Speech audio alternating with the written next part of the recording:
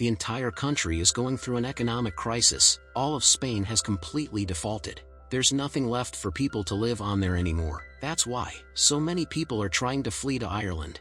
Among them is a couple, Nico and his pregnant wife, Mia. They're trying to escape the country. But the country is now under military rule, so they have to flee in secret.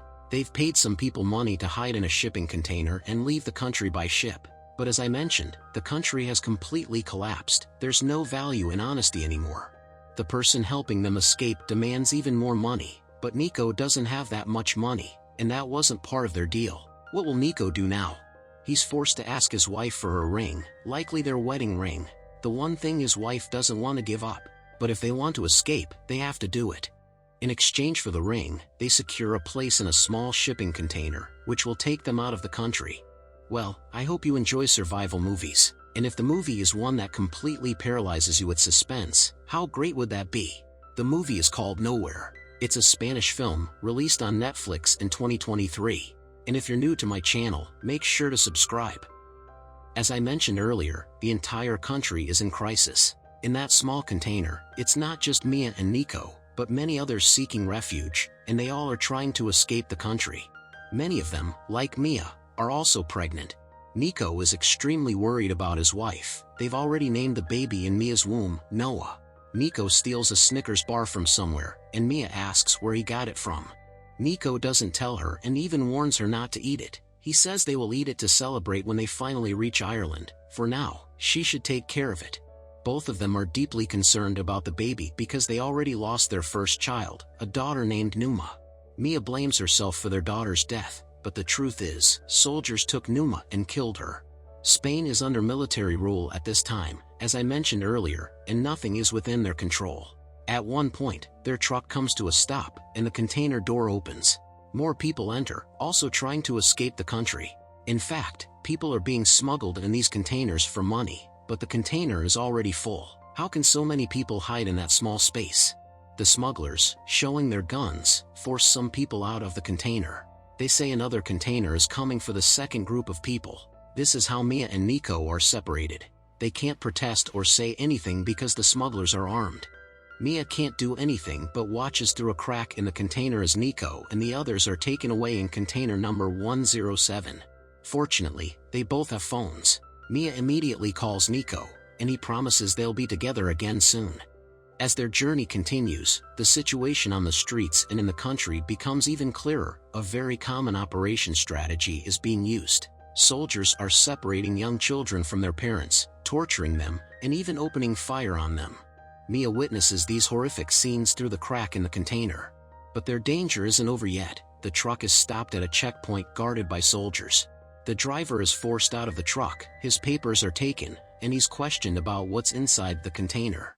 The driver tells several lies, but the soldiers don't believe him. They want to see what's inside the container. When they open the door, it appears empty. In reality, there's a hidden compartment within the container where people are hiding.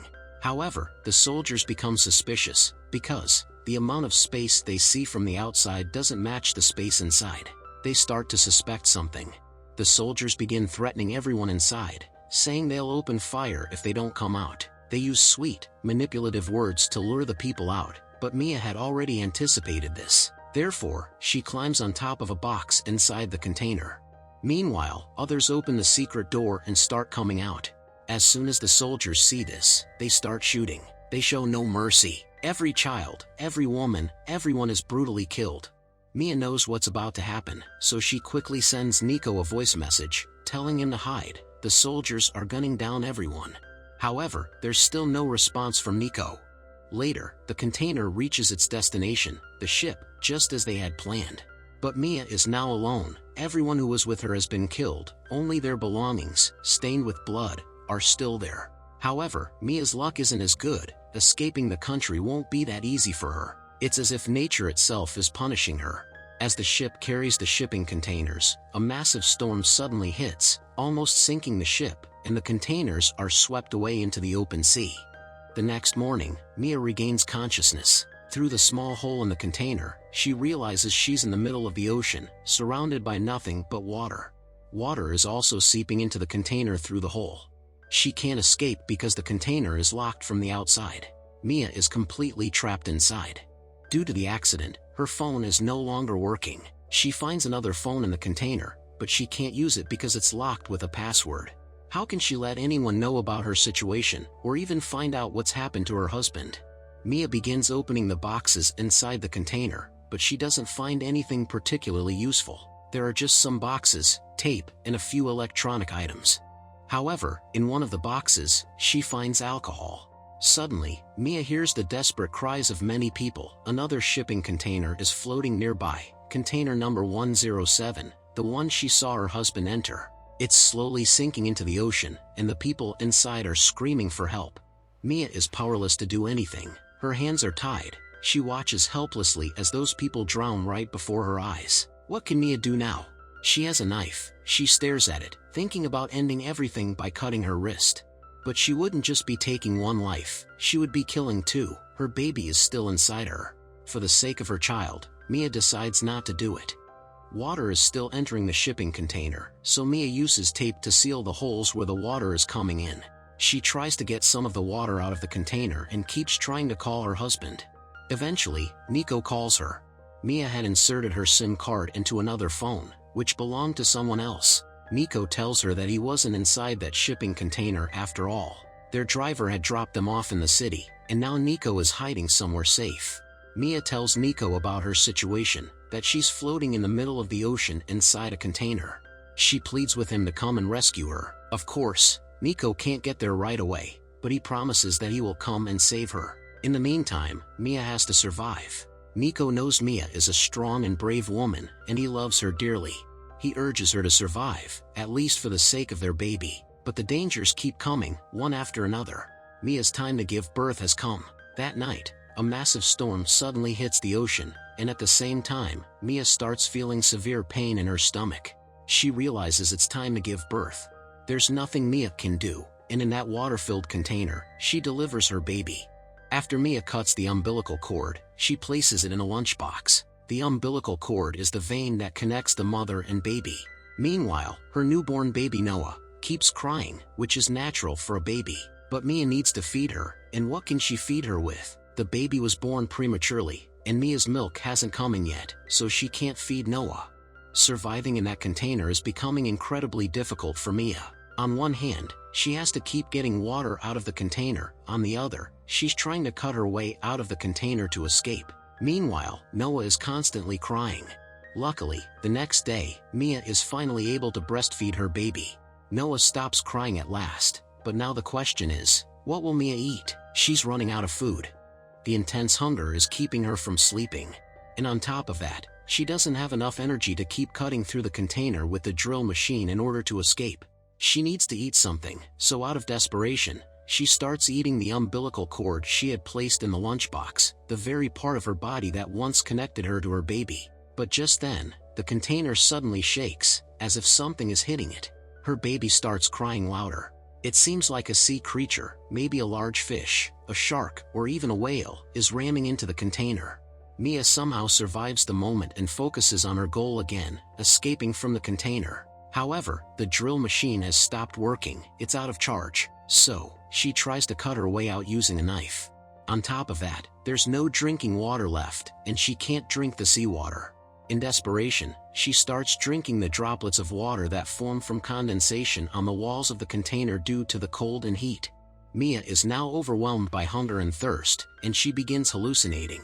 She's so weak, and she starts seeing visions of her deceased daughter, Numa, whom she still blames herself for not being able to save. She imagines her husband arriving to rescue her. All of this is just happening in her mind. In the midst of all these visions, God seems to finally look upon Mia, and it starts raining. Mia is able to drink the rainwater, wash her face, and regain some strength. Mia promises her newborn that no matter what, they will escape, and they will reach a safe place. After trying relentlessly, she finally manages to cut through the upper side of the container and crawl out. It feels like she's been given a new life. After all, she's feeling the warmth of the sun for the first time in a long while.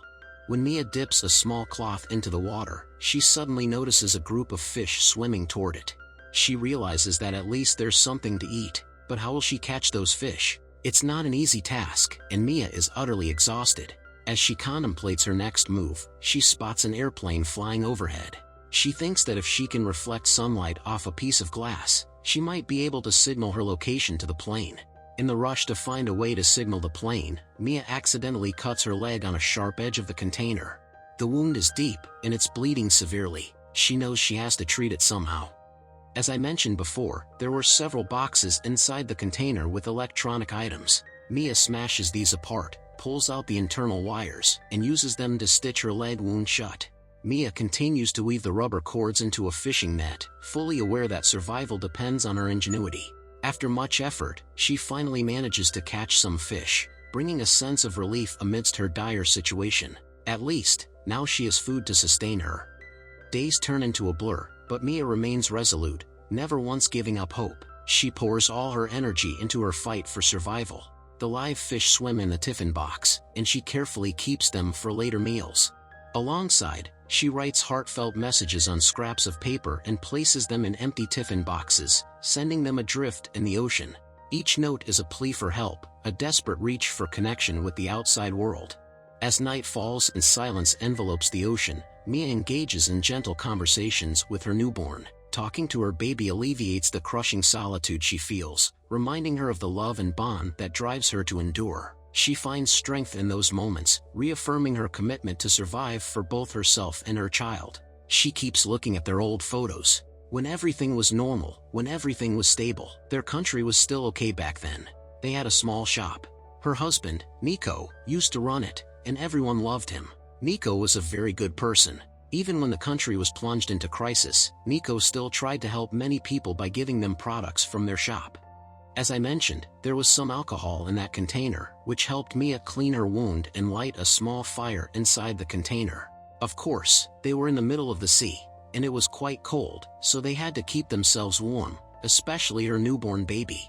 And in such a moment, Mia gets a call on that bad phone of hers. The touch hadn't worked for days, but luckily, Mia is able to receive the call. And it's from her husband, Nico. Nico tells her something that Mia is completely unprepared to hear. Maybe Nico won't be able to come and save her anymore. It's already too late. Mia will have to find her own way. Nico is speaking, but his voice keeps breaking up. He's gasping between his words. Nico is actually injured. He's been shot. He was trying to escape on a speedboat to save his wife, but the soldiers saw him and shot him. He's lost a lot of blood, and he probably won't survive much longer. Mia gives Nico the good news that their baby, Noah, has been born, who looks just like Nico. Nico is very happy, though he can't see his child with his own eyes. Nico hears his baby's voice for the last time, and suddenly, their call gets disconnected. The phone's battery dies. In that moment, Mia feels the crushing weight of her hope dissipate. The very reason she has fought to survive feels ripped away.